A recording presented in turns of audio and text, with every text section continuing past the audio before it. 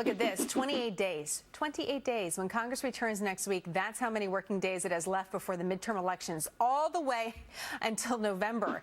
Now look at how many working days the rest of us have. 85. A difference there, isn't there? Chairman Craig Smith says pathetic, and considering our veterans need help right now, really pathetic. Craig, why is this acceptable? Jenna, pathetic's not even the word. It's shameful. It's disturbing. I mean, especially when we're talking about our veterans, Jenna. Here we are on the 4th of July, the day that we're celebrating the independence of this country. A lot of that was because men and women risked life and limb, and now we're making all these excuses of why we can't take care of them.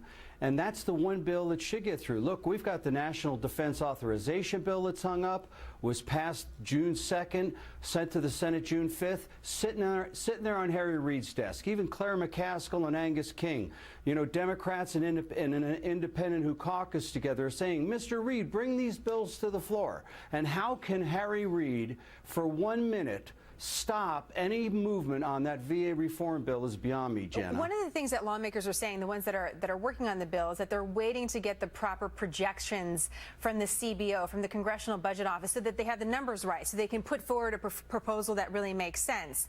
Craig, what do you think about that? Do the numbers matter? Do we need to take the time to do it? You're a business guy. What do you think about it? Yeah, you know, Jenna, you know as well as I do, because you've covered it more.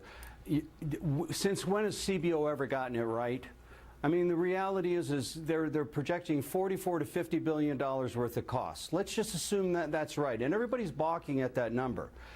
It's not going to just take money. It's going to take somebody that is empowered to make the tough decisions. And here's where I think the glitch is, Jenna. I think Senator McCain and Bernie Sanders, of all people, came together and said, look, let's empower this new secretary with the ability to fire senior staff if that's what it takes. How well is that going to go over with the federal government unions? Well, that's a big question. The unions are probably Well, we're getting into hypothetics a little bit. Let me ask you about something that's actually happening now. Bob McDonald is the nominee to be the next secretary of the VA. He's a business guy. Craig, do you think he's the way to go?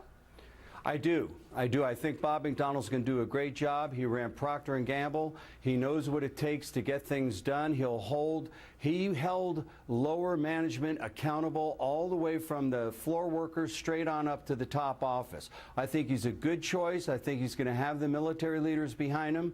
And not just money will clean this up, Jenna. It's going to take leadership. And I think Bob can do that. I just hope that he's not hamstrung by a political president who appointed him on a basis of he's got to think about politics, because politics is not going to clean up the VA. You certainly bring up the bigger point about leadership. And I have to ask you about that as a CEO, Craig. If a private company was only working for 28 days for the rest of this year, what do you think would happen? Well, we'd be out of business, Jenna. I mean, you know, we work sometimes 6 days a week. Other times we get 2 days off on a weekend. It's crazy what's happening in Washington, and sometimes I have to sit back. I get angry at it.